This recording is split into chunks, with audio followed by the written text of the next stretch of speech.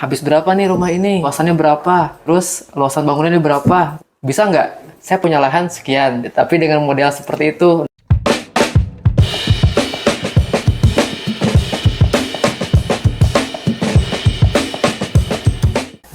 Oke, ketemu lagi di segmen ngobrol bareng arsitek.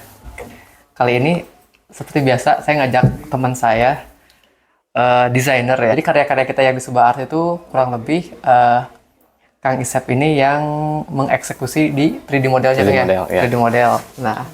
Nah kita ngobrol bareng Kang Isep nih tentang satu project ya, kita namain ini tuh IL House. IL House di daerah Parakan Salak. Isep, apa kabar? Alhamdulillah. Ini mau nanya-nanya tentang proses desain dari IL House ini. Kita mau bahas tentang ngobrol santai lah ya. Ya. Di sesuatu suka nanya-nanya nih, kayak kemarin konten yang lumayan naik ya, yang lumayan viral. Habis berapa nih rumah ini? Luasannya berapa? Terus luasan bangunannya berapa? Bisa nggak? Saya punya lahan sekian, tapi dengan model seperti itu. Nah kemarin saya nanya juga ke Kang Isep. Ya. Nah gitu. Nah di sini tuh pengen ngobrol santai terkait konsep dari rumah ini. Kang Isep yang desain ya? Kalau yang modeling saya, tapi kalau untuk Konsepnya? konsep keseluruhan sih kan kita koordinasi dengan yang lain.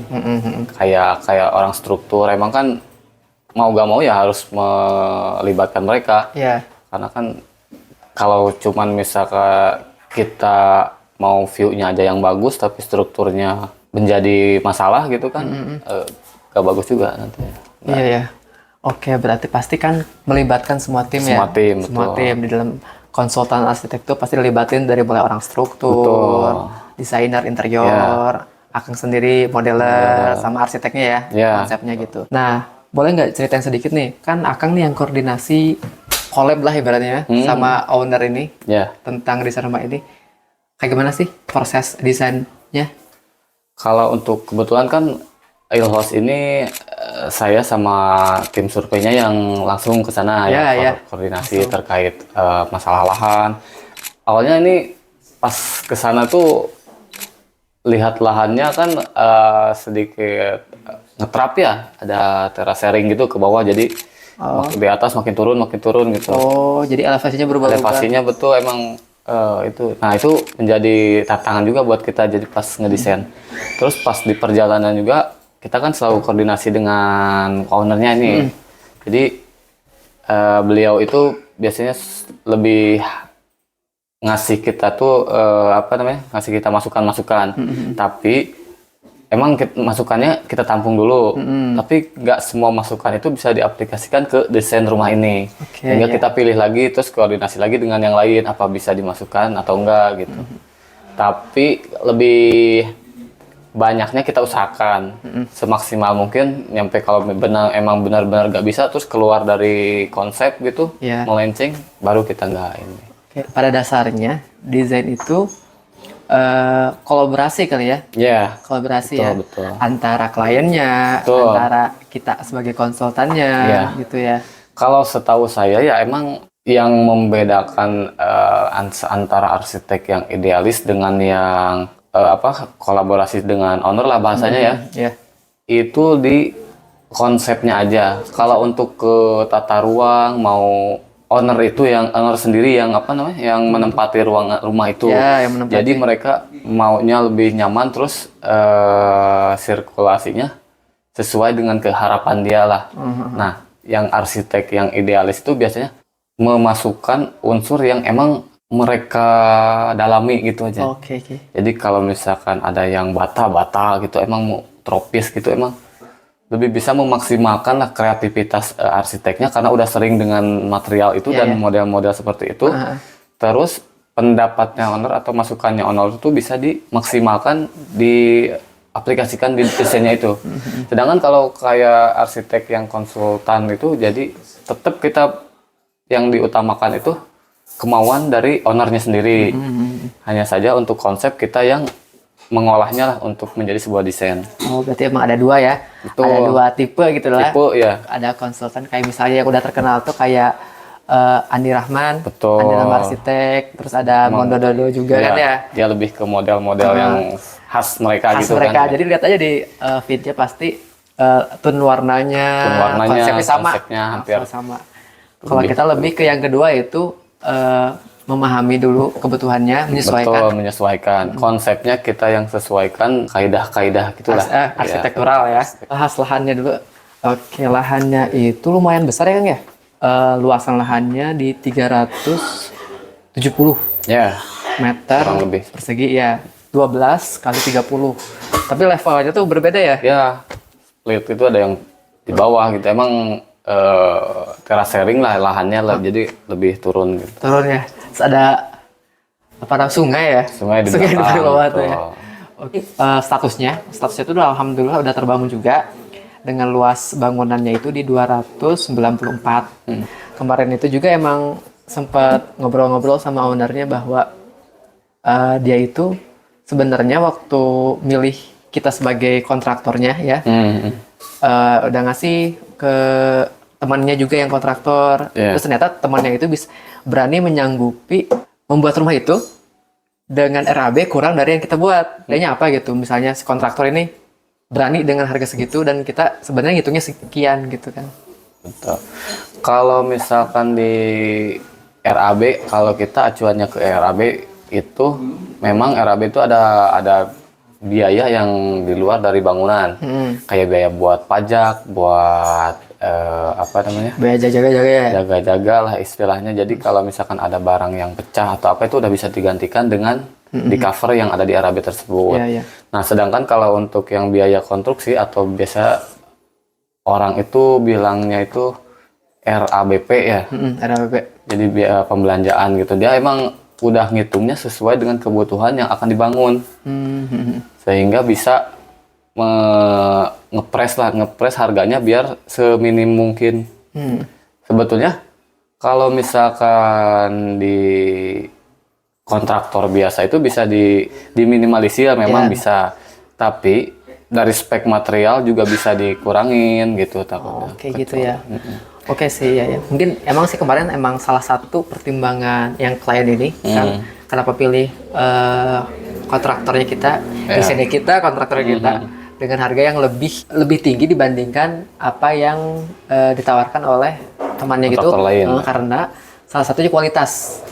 Kualitas material katanya. Lihat spesifikasi yang kita lihat emang itu grade-nya emang grade tertinggi gitu mungkin ya untuk spesifikasi gitu, dari mulai bata-bata keramik, terus ada catnya juga. Betul, itu kan semua itu kan berpengaruh dari proyek pembangunannya itu. Sekarang kita bahas denahnya Kang. Di lantai 1 itu ada carport ya Kang. Carport untuk satu mobil. Selain carport ada garasinya juga, garasinya. Terus ada taman depan, terus ada ruang tamu. Ruang tamu. Di sebelah kanan ruang tamu itu ada kamar tamu, ruang makan, ruang keluarga, dan ada dapur bersih. Dapur bersih dan juga pantry. Ada kamar mandi. Di bawah tangga. Di bawah tangga itu. Terus ada dapur kotor di belakangnya dan kamar utama. Dari lantai 1 ini Kang, yang menarik dari desain rumah ini apa Kang? Kalau menurut saya dari yang menarik di sini tuh udaranya ya, karena kan rumah ini dia owner itu konsepnya dari awal rencananya open space. Jadi emang lebih terbuka sehingga udaranya dia lebih maksimal. Jadi kesan luas juga dapat kalau misalkan open space ini biasanya. Soalnya ruang tamu, ruang jadi satu ya jadi kalau satu. udah di sana ya. Minim skat kan? Iya. Kebetulan saya juga nih yang tim dokumentasi jadi kurang lebih hafal ya. Iya. Oke. Udah itu tuh, terus ada void juga kan ya? Void. Sebenarnya void itu fungsinya untuk apa sih Kang? Fungsinya void itu selain memberikan space yang tinggi itu antara ruangan tersebut ya, itu juga bisa menjadi penghubung antara lantai 1 dengan lantai 2. Sehingga orang yang di atas itu bisa komunikasi dengan yang di bawah. Seolah-olah gitu lah. Nggak seperti kayak nggak ada void. Jadi emang harus turun dulu baru bisa komunikasi. Ada hubungan lah antara lantai 1 dan ada hubungannya. Jadi kalau misalnya kita komunikasi lantai 1 bisa langsung ya, nggak usah gimana gitu. Komunikasi. Terus kalau misalnya ada barang-barang kecil yang bisa dilempar ya lempar saja gitu. Oke gitu. Nah kalau nggak salah ngedesain rumah ini juga cukup lama ya? Iya.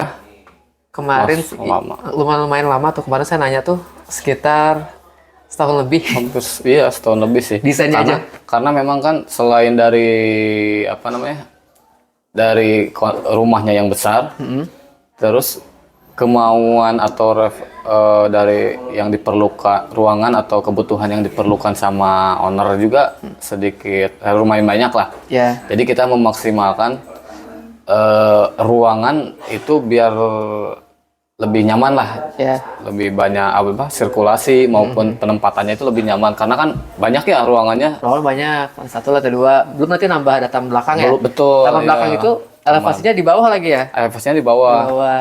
Memang sengaja kita nggak ada pengurugan atau apa itu biar lebih enak aja suasananya Iya. turun ke Terus bawah. bawa experience-nya ya. Experience-nya lebih dapet kan kayak kafe bisa nongkrong di bawah Iya, gitu. itu ada coffee corner juga, nanti kita bahas di desain lengkapnya. Mantap sih ya, untuk desainnya aja 1,5 tahun desainnya aja loh. Iya.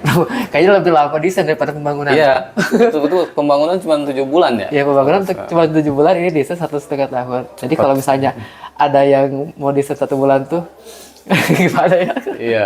Lumayan Memang berat kalau sebenarnya kalau yang yang bagus itu benar-benar nyaman gitu ya, Iya, sampai benar-benar kita dapat sama Konsep yang apa bangunan yang kita inginkan itu. Iya. Karena kan kalau untuk rumah itu tidak ditinggali cuma setahun 2 tahun ya. Iya. Bisa jadi sampai seumur hidup di situ, sehingga bisa senyaman mungkin lah didesainkan. Jadi kalau misalnya lihat dari durasi waktu desain segitu, nggak akan ada apa-apanya kalau Iya. dari kita tinggalnya seberapa lama Iya, situ. betul. Itu kan ya. Kan lebih jadi kalau misalkan cepat-cepat nih terus tiba-tiba ada yang wah ini gak srek itu kan iya. gimana ya kurang Ya kalau bisa emang benar-benar dipikirkan lagi konsep, betul. diskusin kalau dapat konsep dari arsitektur kami atau dari siapapun arsitekturnya, dibahas lagi sama keluarga udah pas atau belum gitu kan. Jadi benar-benar budgetnya kan nggak murah juga untuk desain itu, jadi benar-benar maksimal gitu. Kita bahas lantai 2. Nah, naik ke lantai 2 Kang. Di lantai 2 itu ada ruang keluarga. Terus ada kamar tidur anak. Terus ada kamar tidur anak. Ada kamar tidur juga satu. Itu mungkin musola ada. Ya, ada musola. Ada ruang studio. Terus ada balkon ya? Balkon. Balkon. Nah, balkon. Nah, untuk yang menarik di lantai 2 ada nggak? Untuk Nah, ini kan di lantai 2 itu kenapa kita nggak ada balkon di depan? Ya, Itu jadi pertanyaan. ya kan pertanyaan pastinya. di desain itu nanti kita liatin desainnya. Iya. Di depan itu nggak ada balkon, Nggak ada malahan di balkon. belakangnya. Betul. Di balkon. Itu kenapa? Karena kalau misalkan kita taruh di depan itu tebingnya lebih tinggi daripada rumah itu. Sehingga nanti kalau misalkan view di depan itu menghadapnya malah ke tebing. Gitu. Bener. Kita alihkan ke belakang balkonnya. Iya, Karena di belakang lebih pemandangannya kan lebih Iya, luar biasa sih ya, luar Pak. biasa bagus ya. Masya Nah Allah. itu jadi kita alihkan ke belakang. Terus kamar utama sama ini juga kita geser ke belakang. Sehingga emang view yang dilihat dari kamar maupun balkon itu lebih maksimal lah. Iya. Daripada kita taruh balkon di depan. Iya. Emang sih nih salah satu keuntungan mendesain itu emang benar-benar dipikirkan dari mulai penempatan balkon, taruh di belakang, sehingga kenapa kamar dan studio ya. Iya. Studionya itu berada di belakang dan ada balkonnya itu emang karena emang memaksimalkan view Kang ya. View, betul. View-nya gitu. Kalau misalkan kita nggak ngedesain kan memang bisa aja Bisa gitu aja, ya. emang nggak masalah Tapi nggak sih. bisa membayangkan kalau orang awam gitu kan susah untuk membayangkan posisi bangunannya terus bentuk bangunannya jadi gimana nanti Iya. susah. Bisa aja nanti dibuat aja di depan, ternyata view-nya tebing. Iya. Tebing. Gitu. Sama jalan gitu ya. Sama jalan. Sayap belakang itu view-nya luar Lebih biasa. bagus kan gitu. Sayang banget, jadi bisa maksimal ya. Lebih maksimal. Jadi jangan sampai kita punya dana buat rumah tapi Tidak- sayang banget nggak direncanakan dengan baik gitu ya. Intinya Tidak gitu sih. on point ininya apa uangnya itu. Sayang banget kalau gitu. Apalagi buat rumah itu budgetnya luar biasa sih. Yang pengeluaran terbesar itu nih. Membuat rumah, menikah itu pasti Iya. besar tuh. Iya. Salah satunya gitu. Nah, mau ngebahas tentang yang tadi Kang nih. Kan ada pertanyaan nih. Pertanyaannya gini. Ngelihat ini kan, ngelihat konsep rumah yang satu ini, yang house ini. Nah, katanya tuh bisa nggak dibuatin seperti kayak gini? Saya punya lahan 9 kali 20. Nah, gimana Kang gitu? Kira-kira Maksudnya dibuatin kalau mirip seperti ini Dengan lahan yang berbeda. dengan lahan yang berbeda. Iya gitu. Mungkin akan beda ya, nggak bakalan sama kok kalau kalau desain itu, walaupun mereka atau yang si ownernya itu mau emang sama gitu, tapi pasti beda karena kebutuhan tiap masing-masing orang itu berbeda. Oh iya ya. Pasti ada beda lah sedikit walaupun pas konsepnya mau sama, bentuknya model-modelnya seperti itu, tapi intinya pasti ada perbedaan. Karena kan masing-masing orang itu berbeda keinginannya, ada terus keperluannya, kebutuhannya juga berbeda gitu sih. Iya sih sebenarnya yang saya pikirin juga gini sih. Jadi setiap orang desain rumah itu kan dari nol. Dari nol. Pasti eksklusif lah rumah dia, yang desain oleh dia, kebutuhan dia.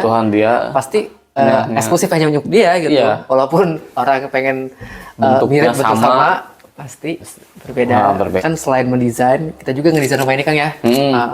Dari mulai survei, terus setelah selesai desain juga pengen dibangunin sama kita.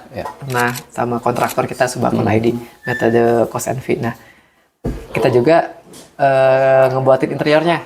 Interiornya. Kalau dari interiornya itu bukan cakupan Kang ya? Interiornya. Oh, kalau interior ada sih desain interiornya biasanya. Berarti Akang lebih ke modeling arsitektur ya? Tuh, saya lebih ke eksterior sama modeling bangunannya lah. Kalau interior kan emang ada lagi ya, biar experience di dalam ruangan itu lebih. Ada lagi orangnya ya? Orangnya itu beda.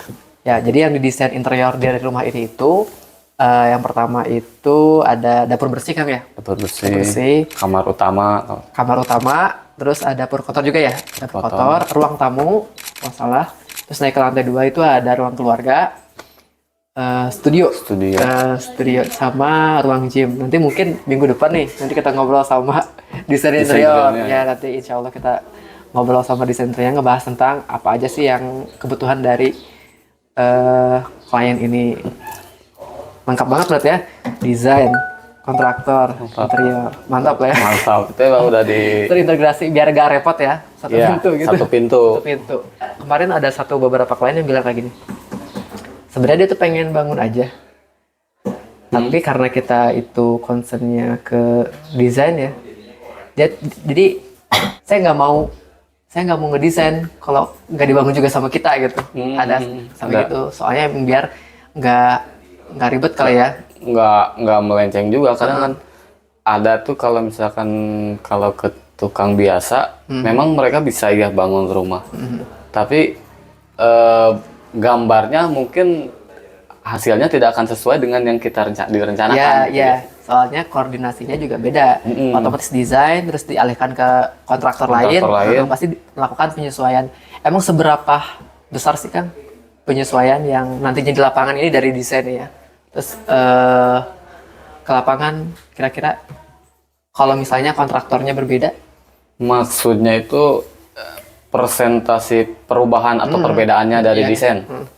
Kalau nggak salah itu sekitar 5%-an lah, 5% lebih itu pasti ada perubahan, karena yang di lapangan sama yang di desain itu kan kalau udah di lapangan itu kadang masalahnya tuh ada aja gitu ya. Penyesuaian. Tapi penyesuaiannya walaupun kita udah kaji lama atau udah kaji secara ini ya, tapi pas di lapangan ternyata ada yang ini nggak bisa diaplikasikan nih.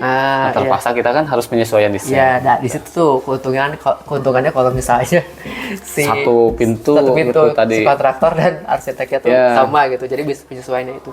Emang sebenarnya rumah proyek untuk kali ini juga IALOS ini tuh bisa dibilang kemiripannya tuh luar biasa sih sama desainnya kan ya. Mirip banget gitu. Soalnya emang kalau ada perubahan dan terulang.